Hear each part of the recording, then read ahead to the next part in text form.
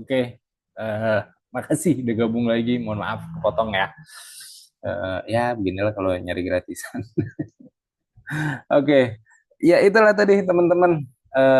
Serba-serbi ya akhirnya ya gimana caranya untuk membentuk judul dan mencari referensi. Jadi di situ saya coba untuk cari referensi di Google Scholar ya, dimana saya anggap itu yang paling mudah sih ya akhirnya karena ngumpul jadi satu di situ. Jadi teman-teman mudah untuk mencari dan juga mendownload gitu. Monggo silakan kalau ada yang mau ditanyakan mengenai tugas satu di mana memang harus membuat judul penelitian sama eh, eh, untuk membuat judul penelitian sama mencari referensi. Silakan teman-teman ada yang mau tanya, boleh. Oke, langsung aja Mbak Diah, Diah Wahyu. Silakan Mbak Diah Wahyu. Assalamualaikum warahmatullahi wabarakatuh. Perkenalkan sebelumnya, Pak, saya Dua Hamzah. Mbak Apakah Diah, terdengar maaf suara? suaranya kecil sekali, bisa agak mendekat ke itu mikrofon Ya, mungkin. sangat. Saya tingkatkan dulu untuk volumenya. Halo, Iya. sudah cukup? Oke, ntar coba. Mungkin saya yang butuh speaker kali ya. Lu speaker saya mana colokan? Oh, sebelah sana. Oke, langsung aja Mbak Diah. Gimana? Baik, sebelumnya Pak, untuk kan sebelumnya saya hmm, em, apa browsing untuk template penulisan peneliti proposalnya, Pak. Nah, itu dari Oke, sumbernya itu terus ternyata ada ketemu. beberapa model gitu loh Pak. Tapi yang dari resmi dari UT-nya itu belum ada gitu. Nah, Nah, itu. untuk sementara ini, nah fungsinya di itunya sih Pak. Gimana penulisan strukturnya kalau mau diseragamkan pun juga susahnya di situ. Nah, untuk sementara kan sesuai dari pernyataannya Bapaknya tadi kan di disamakan dengan skripsinya Bapak. Tapi Ah, kendalanya di isi bab itu kan tidak relevan untuk sekarang. Kalau untuk yang terbaru itu ada beberapa banyak poin-poinnya itu tidak sesuai gitu loh Pak. Kalau iya. seumpama untuk saat ini Hah? disesuaikan dengan topik masing-masing gitu, apakah boleh Pak? Kayak Boleh, di boleh banget. Boleh, boleh. boleh Oh, sekali. sih. Selama topiknya masih di ranah akuntansi atau kita ambil cabang besarnya akuntansi ya, ekonomi gitu ya. Ya. It's okay, nggak apa-apa Mbak Dia. Mm-mm. Lanjut aja. Terus untuk masalah ini Pak, di bab satu atau bab 2 itu kan di bagiannya deskripsinya Bapak itu ada bagian hipotesis penelitian. Nah, itu nanti sarannya itu apakah kita harus dimasukkan atau tidak? Soalnya kan kita hitungannya cuma 3 bab gitu loh Pak. Apanya, sorry? Yang harus dimasukkan. Hipotesis hipotesis penelitian Pak. Hipotesis penelitian itu wajib, Mbak. Harus ada. Ah, harus saja. Oke, oke. Iya, justru itu yang nantinya akan menjadi guideline penelitian kita mau kemana. Hmm, Tuh, hipotesis itu penting sekali, jadi jangan jangan sampai di skip. Jadi, Jadi, cuma itu aja sih, Pak. Mm. oke, terima kasih Mbak Dia. Ya, terima kasih, Pak. Ya, Assalamualaikum warahmatullahi wabarakatuh.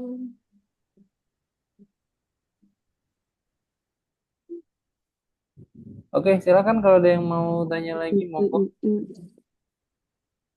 Halo Pak Andri, saya Oh mau ya, tanya. oke, oke Mas Adi, monggo Mas Adi. Suaranya udah jelas? Jelas banget Mas. Lanjut. Jelas.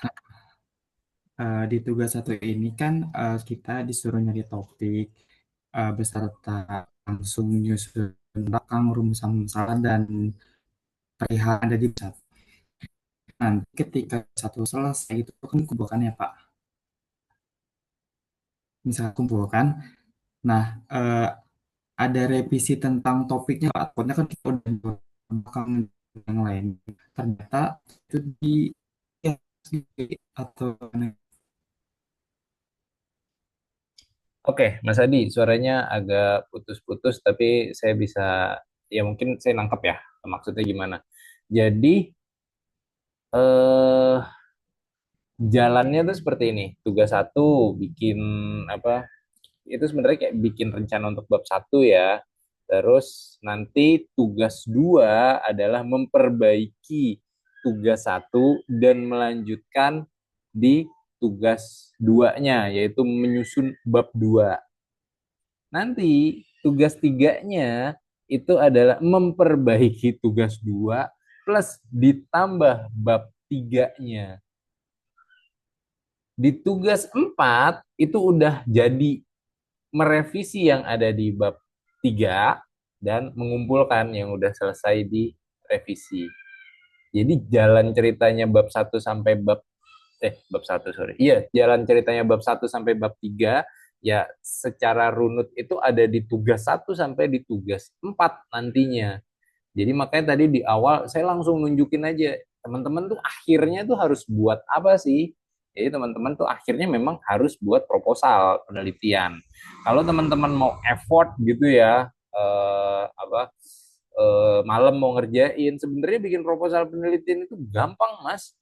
Tiga tiga hari aja mungkin udah bisa jadi gitu loh. Jadi tinggal sehari 2 jam, 2 jam, 2 jam, saya rasa itu udah bisa jadi. Kenapa?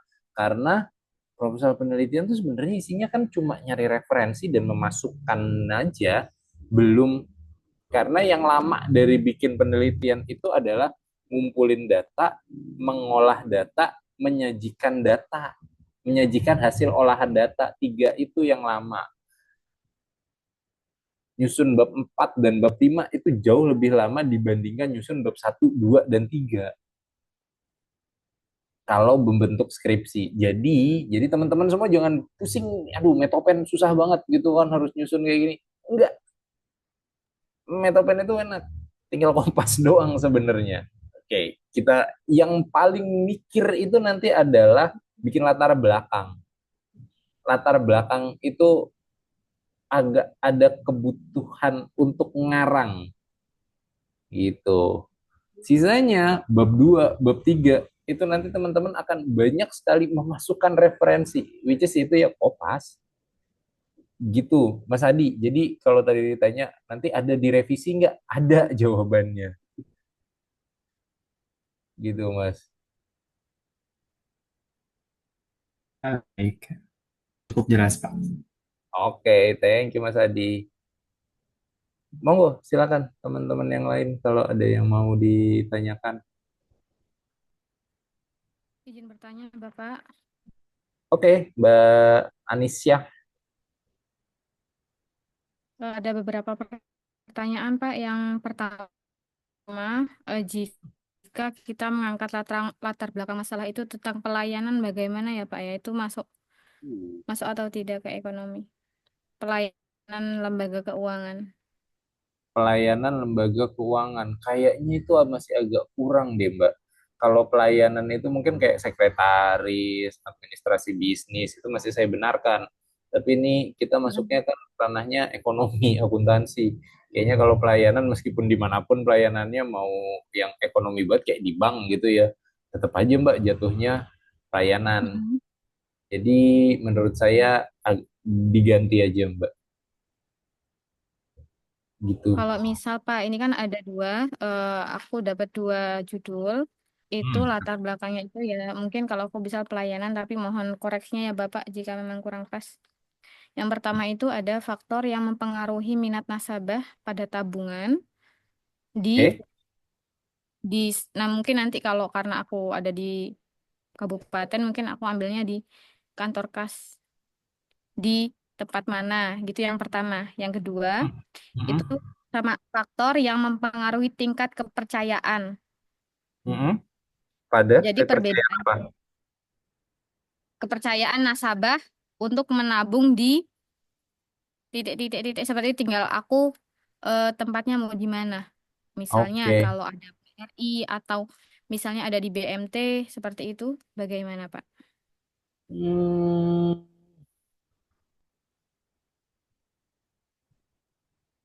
sebenarnya kalau Apakah itu? minat itu yang banyak dibahas di ranah akuntansi sih biasanya kalau minat minat bayar pajak gitu sih. Nah ini agak Hmm, nyerempet-nyerempet, tapi apakah beneran nyerempet apa enggak? Ntar saya pikir dulu ya. Minat. bayar pajak. Kalau minat membayar pajak nanti mbaknya gimana nyarinya? Ini kerja di mana deh Mbak Anisya deh? Mbak Anissa sebenarnya kerjanya di sekolahan, di Oke. sekolah. Hmm. Tapi karena melihat latar belakang di sini kan, kalau untuk bank itu yang paling besar itu BRI. Yap. Kalau BRI Jadi kan pasti masyarakat udah percaya. Nah, tapi familiar kalau gitu ya. untuk BMT, koperasi, dan lain sebagainya itu aku kan melihat banyak yang collab. Tapi ada salah satu BMT yang namanya BMT Asyafiah. Itu kenapa kok dia nggak collab dan banyak nasabah itu yang nggak narik uangnya. Jadi apa sih Oh, latar belakang yang bikin nasabah itu tuh nggak narik? Apa sih kepercayaan yang diberi oleh apa BMT itu untuk kok bisa sih nasabah ini tuh percaya banget sama BMT ini? oh gitu. Oke, kalau emang kayak gitu tuh sebenarnya masuknya Apakah masih ke pelayanannya? Mm-mm. Kita masuk coba ke ranah ekonominya aja deh Mbak kalau Apakah memang kalau mau tetap mau di BMT situ ya. Kalau ranahnya akuntansi kan Mm-mm, paling kita bicarakan mengenai kayak laporan keuangannya kayak gitu kan. Terus mungkin mm-mm, juga kalau seandainya Mbak mau masuk ke dalam BMT-nya, Mbak bisa ambil mm-mm. SOP-nya. Misal kayak SOP pelayanannya apakah sudah dijalankan atau belum. Terus SOP marketingnya mungkin bisa diambil atau SOP penerimaan kasnya, maksudnya penerimaan tabungan atau SOP oh apa pencairan kredit itu justru bisa dibahas Mbak kalau di ranah akuntansi karena masuknya itu ke ranah SIA, Sistem Informasi Akuntansi. Tapi kalau Mbak masuk ke ranah kayak pelayanan Oh iya. nasabahnya kayak gitu, itu lebih masuk ke Ya. manajemen pemasaran Mbak. Mm-mm. Menurut saya sih itu. Jadi Mbak Ya lebih baik Kak. baik Jika kalau bahas itu diganti SOP-nya tentang aja. membahas tentang Hmm, lanjut. kalau misal Pak kalau bahas tentang murabahah tentang PSAK Uh. 102 kalau nggak salah ya. Oke, bagus Mbak. Itu malah udah masuk ke ranah PSAK ya. Udah saya pasti pasti saya setujui lah kalau udah masuk ke ranah PSAK ya. PSAK PSAK 102 itu syariah. tentang G murabahah. Iya udah nggak apa-apa Mbak, dibahas aja. Jadi pelaksanaan Nah, apa akad murabahah di BMT tersebut itu ya monggo aja. Nah, berarti kalau kalau untuk yang Anissa sebutkan tadi mungkin tidak di ACC ya Pak ya? yang di awal ya soal pelayanan kayaknya enggak deh Mbak, digeser aja Mm-mm. Ya, gitu. Tapi kalau berarti Mbak mau tadi bahas kalau nggak SOP ya itu tadi Pak ya, iya, saya lebih lebih lebih apa prefernya ke sana sih. Tapi kalau Mbak mengajukan dua nggak itu SOP. kayaknya ke murabahah itu tadi itu lebih bagus. Jadi Mbak mungkin searchingnya nanti di Google Scholar Murabahah itu itu. adalah bukan cuma murabahah tapi perlakuan Ya, akuntansi PSAK berapa gitu. Saya kurang hafal soal kalau PSAK sekarang kan nomenklaturnya baru. Nah, nggak ngerti deh di SAK syariah yang nomor berapa gitu. Jadi kata kuncinya tuh perlakuan akuntansi. Nah, di situ Mbak bisa bahas terima gitu Mbak Anisha. perlakuan akuntansi. Ya, Mm-mm. terima kasih Bapak itu untuk terima kasih Bapak itu untuk pertanyaan yang pertama. Itu ada Oke, lagi pertanyaan kedua. Untuk metopen ini tuh atau untuk metopen ini itu apakah bisa berlanjut ke tugas akhir untuk UT untuk syarat kelulusan? betul. Itu adalah tujuannya. Jadi mungkin lebih lanjutnya saya akan ngomong kayak gini. Ini kalau teman-teman anggap ini serius banget ya, kalau take it seriously bukan cuma buat persyaratan lulus Metopen, teman-teman semua udah tinggal ngelanjutin bab 4 dan bab 5 nantinya. Saya nggak ngerti deh kalau di UT itu tugas akhirnya itu berbentuk apa? Skripsi kah atau apa karya ilmiah? Ada beberapa pilihan, Pak. Ada project, karya ilmiah, sama satu lagi saya kurang lupa dulu. Ada 3 metode gitu. Nanti bisa dipilih gitu. Oh gitu. Kalau Ya mohon maaf ya, saya ya, yang nggak paling begitu. terbaru, yang kurikulum terbaru dari kemarin webinar bilangnya seperti itu, Pak. Jadi Ah, kalau berdasarkan proposal penelitian ini, kalau bisa dilanjut ya otomatis nanti arahnya ke karya ilmiah. karya ilmiah, iya betul, bagus itu malah. Dan karya ilmiah akan jauh lebih ringkas dibandingkan dengan skripsi. Jadi ngambil dari Metopen itu bukan ditambahin, malah bab satu 2 3-nya dipotong-potong. Gitu, karena diringkas nanti akan jadi bentuk paper. Karya ilmiahnya tuh minimal kan 20 halaman apa ya? Pokoknya sekitar segitulah. Ini Gitu. justru kalau karya karya ilmiah template-nya sudah ada, Pak. Kalau yang proposal ini malah masih ngambang, Pak. Belum Iya ada betul. template-nya. Heeh, saya Yang juga susah nggak itu. Nya. betul, itu juga nggak nemu. Makanya tadi saya bilang kan, "Duh, gimana ya? Ya udahlah nanti sambil sama-sama nyari lah ya. Yang penting terbentuk dulu aja. Teman-teman udah tahu goals terakhirnya mau apa. Kita akan membentuk 3 bab awal gitu. Jadi kalau mau diterusin seperti yang Mbak Anisya bilang tadi, iya emang itu. Saya juga mau menyampaikan itu nantinya. Tapi ada pedulian Mbak Anisya ya itu ya saya sampaikan. Terakhirnya sih, saya berharap ini akan terbentuk sebagai karya ilmiah. Dan gini, kalau teman-teman misal nih ya, ini udah selesai di 1 semester ini, sudah sampai bab 3, dan mau lanjut untuk diteruskan, untuk nyari data, ngolah data, dan menyajikan data seperti yang saya bilang tadi, ya ibarat kata kayak melanjutkan di bab 4 dan bab 5. Setelah itu karena masih ada waktu ya teman-teman, kan liburnya panjang tuh ya lumayan ya, itu diterbitkan di jurnal gitu ya, itu diterbitkan di jurnal, karya ilmiah tuh tinggal merem. Saya bilang merem karena ada satu penilaian di karya ilmiah itu jika mahasiswa sudah pernah mempublikasikan karya ilmiahnya, nilainya bulat 100 gitu. Gitu Mbak Nisha. Langsung saya jawab itu. Jadi ya bagus banget kalau mau dilanjutkan. Baik, terima kasih Pak Amri. Eh, Hmm? sebetulnya pertanyaan ketiga itu tadi yang di Mbak, maaf Mbak siapa tadi? Tadi tanyanya itu sebenarnya UT itu sebenarnya itu skripsi ataupun karil.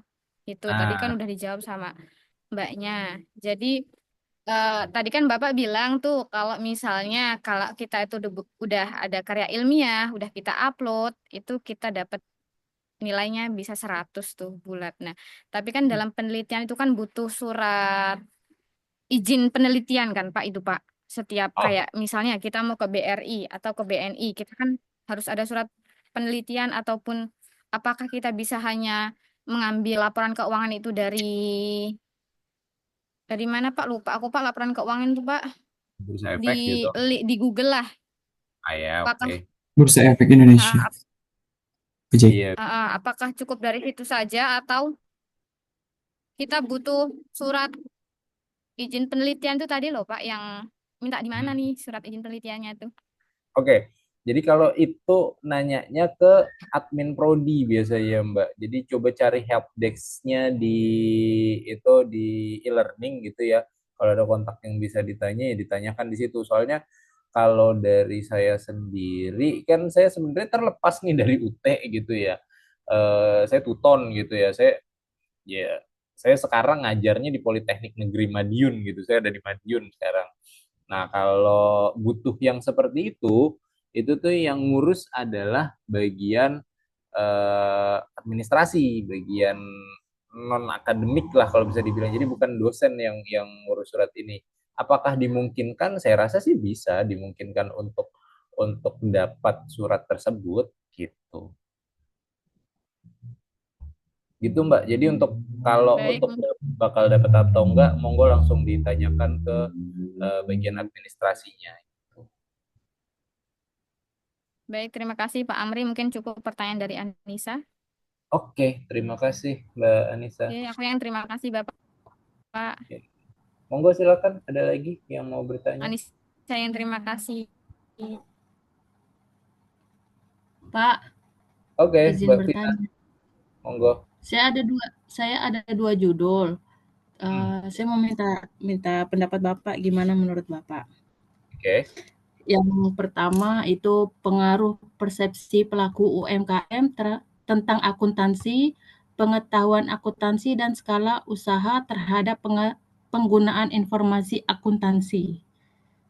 Yang kedua, pengaruh profitabilitas, kebijakan utang, dan keputusan investasi terhadap nilai perusahaan. Oke. Dua-duanya bagus, Mbak. Malah terlalu bagus kalau menurut saya. Karena Oh ya, malah terlalu bagus menurut saya. Kenapa? Variabelnya banyak sekali itu. Variabelnya banyak sekali, Mbak. iya. Kalau Tapi saya ambil 3 variabel. Oke, ya setidaknya gini, kalau Mbak Vina hanya melihat variabelnya yang nanti menjadi judul, itu sih bagus, keren, keren banget. Tapi pastikan Mbak Vina begitu turunin itu menjadi indikator, Mbak Vina menguasai indikator tersebut. Misal, kalau tadi ngomong mengenai apa ya, kayak profitabilitas ada tadi disebut. Oke gitu ya, pokoknya kalau misal ngomong variabelnya profitabilitas, indikatornya Iya, ngaruh adalah Mas. ada ya. Indikatornya itu adalah ada ROA, ada ROE, ada ROI gitu ya, ROA, ROE, ROI. Nah, kalau seandainya menguasai variabel tersebut, it's okay, nggak apa-apa. Dilanjutkan saja karena yang penting tahu cara ngitungnya, tahu cara nyari datanya. Kalau dari dua judul yang Mbak Vina sebutkan tadi, itu bagus banget malah. Itu bagus banget. Kalau yang tadi yang pertama, judul yang pertama itu mengenai akuntansi keperilakuan sih. Ada akuntansi perilakunya. Terus kalau untuk yang kedua itu masuknya ke ranah akuntansi manajemen. Dua-duanya bagus itu Mbak. Jadi monggo dilanjutkan kalau memang, tapi Mbak Vina harus bisa memastikan bahwa Mbak Vina bisa melanjutkan ini. Kalau tadi dibilang sama Mbak Anisha gimana caranya bisa sampai bab 4 atau tidak, ya bisa. Ya Mbak Vina juga harus memastikan hal tersebut. Biar nggak mubazir aja, udah nyusun bab 1 sampai 3 bagus-bagus, tapi ternyata begitu mau masuk ke bab 4 kebingungan. Jadi jangan sampai kayak gitu. Gitu Mbak Vina.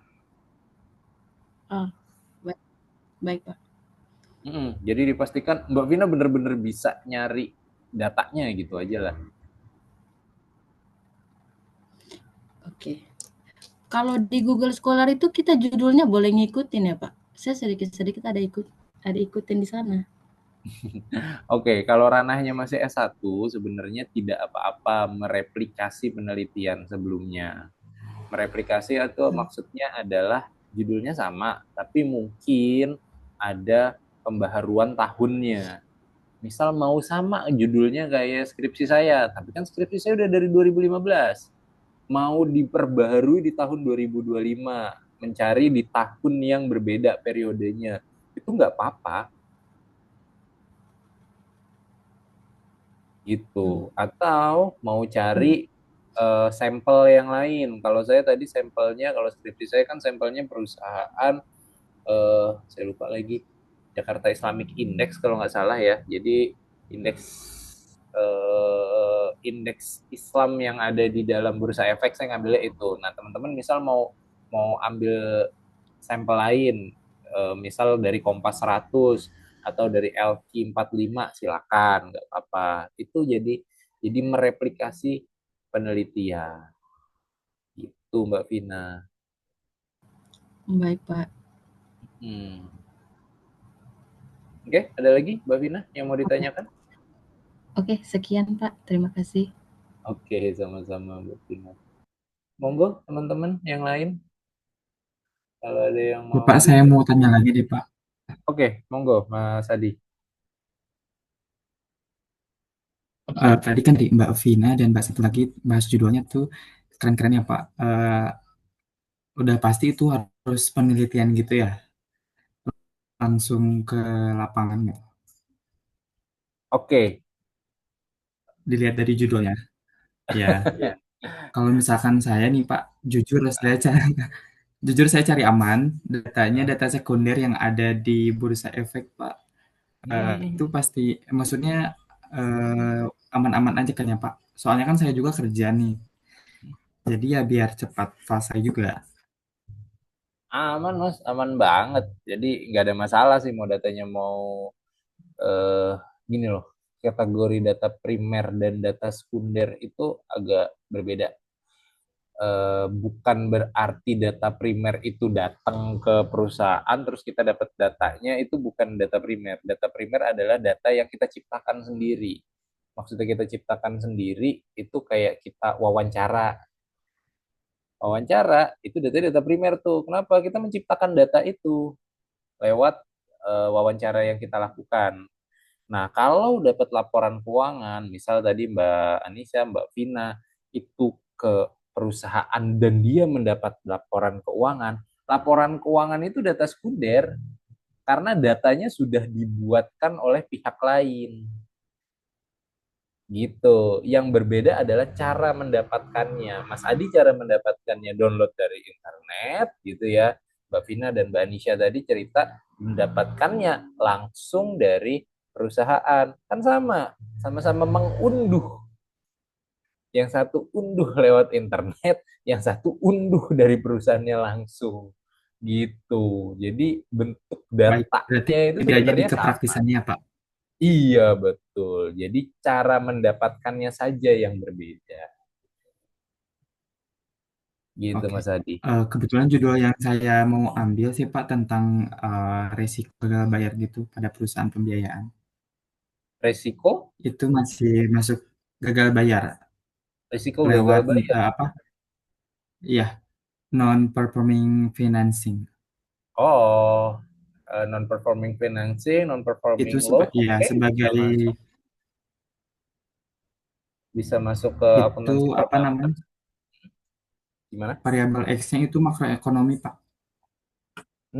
Iya, iya. Oke, oke. Kayak Nggak, inflasi kayak gitu ya. ya, Inflasi jadi suku bunga yang kayak gitu. Jadi ya aman ya Pak. aman. Jadi, tapi dipastikan referensinya ada ya, Mas Adi ya. Gitu. Wah, siap baik. Sudah cukup Pak. Terima kasih Pak. Oke, sama-sama. Oke, kembali lagi kita punya waktu 10 menit lagi. Monggo kalau ada yang mau bertanya.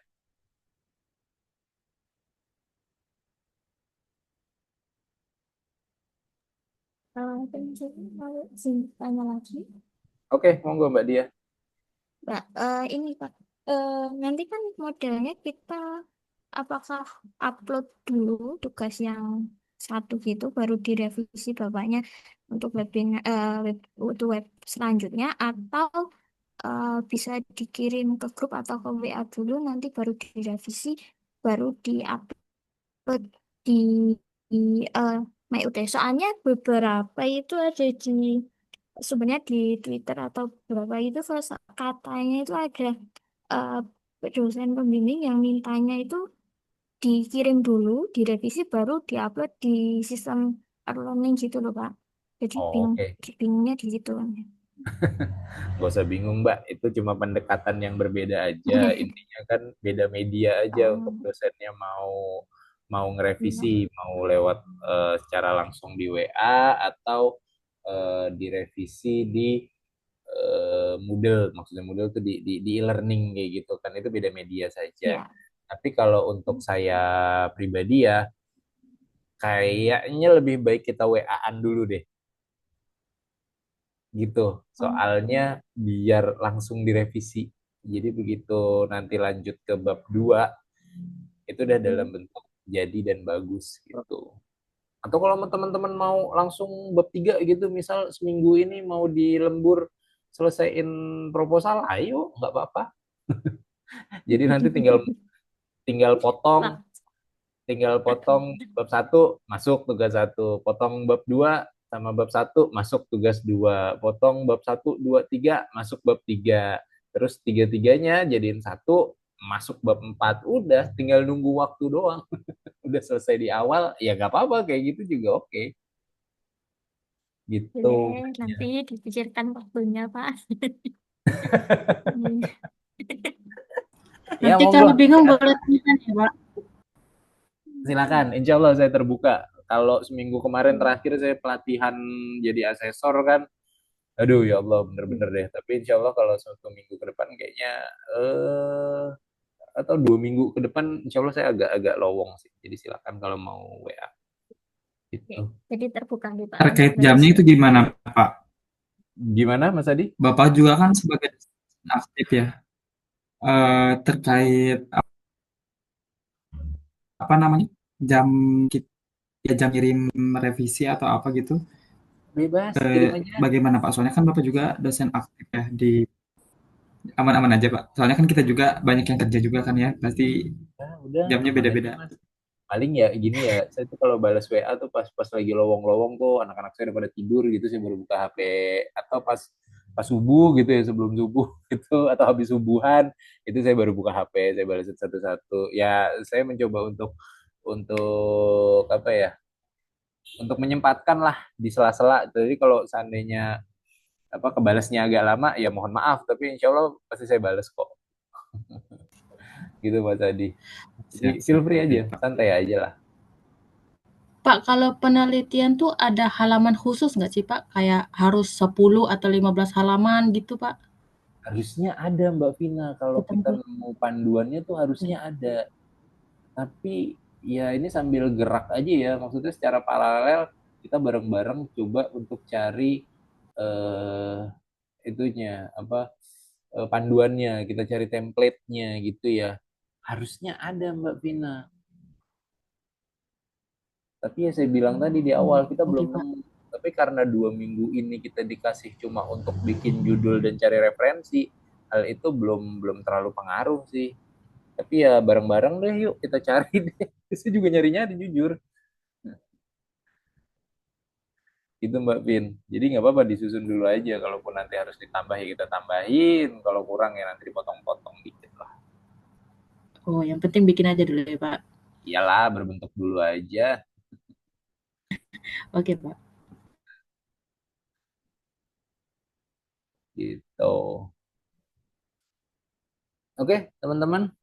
Udah malam. Mungkin pada capek juga ya habis kerja seharian. Tapi ya kita nikmatin aja ya ini langkah langkah kita semua untuk menjadi insan yang lebih baik gitu. Jadi teman-teman intinya nggak sendirian, ada saya dan teman-teman lain di sini yang sama-sama berjuang untuk menyelesaikan mata kuliah metodologi penelitian ini. Jadi nggak perlu dipikir ribet, nggak perlu dipikir sulit. Media sekarang udah terbuka, Mas dan Mbak, untuk cari referensi, cari apa ya dalam tanda kutip contekan gitu ya.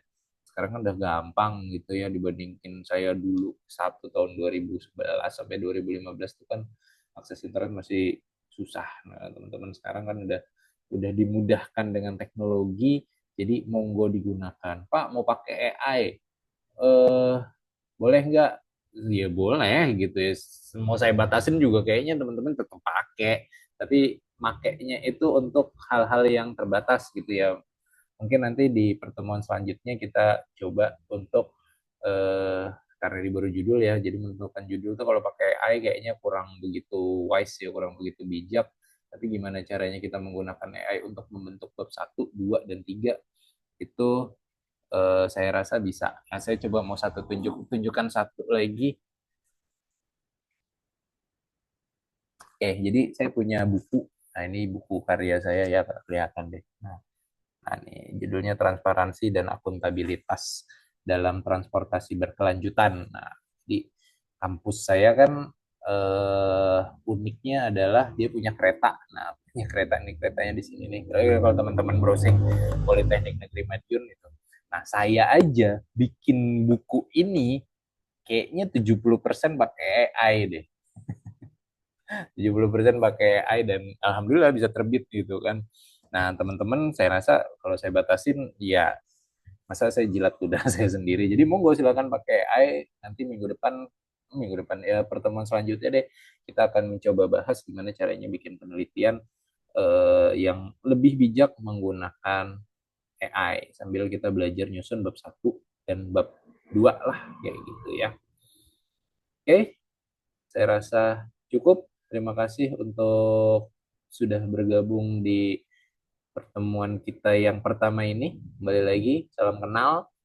Eh, Kayaknya sih nggak tahu ya umur kita terpaut jauh nggak ya? Saya juga belum tua-tua amat sih kayaknya. Baru 32, baru 32 tahun. Saya juga baru berapa tahun ya jadi dosen? Jadi dosen mungkin 2019 sampai sekarang. Dari 2019 lulus S2, saya sempat jadi dosen di Jakarta dan sekarang dulu home base saya di Budi Luhur, seperti skripsi saya, tapi sekarang home base saya ada di Politeknik Negeri Madiun gitu. Ya, gara-gara jadi PNS gitulah ya. Ya mungkin ada beberapa teman PNS, biasanya ada teman-teman dari Kementerian Keuangan lulusan STAN gitu kan. Kadang lebih pinter teman-teman daripada saya gitu ya. Jadi ya kita sama-sama belajar di sini, jangan minder, jangan takut, yang pasti yang harus diinvestasikan seperti yang Bu Vina tadi bilang di apa diinvest waktunya gitu ya buat orang-orang yang kerja waktu itu emang berharga banget ya ya sih dulu saya juga S2 nya sambil kerja ya begitulah nyuri-nyuri waktu tapi insya Allah saya yakin semuanya bisa selesai mata kuliah ini. Oke, dengan demikian terima kasih semuanya sekali lagi cukup sekian saya akhiri sampai ketemu di lain waktu kita ketemu di dunia maya lagi terima kasih cukup sekian wabillahi taufiq wal hidayah wassalamualaikum warahmatullahi wabarakatuh. Waalaikumsalam warahmatullahi wabarakatuh. Terima kasih, Pak. Terima kasih. Ya. Pak.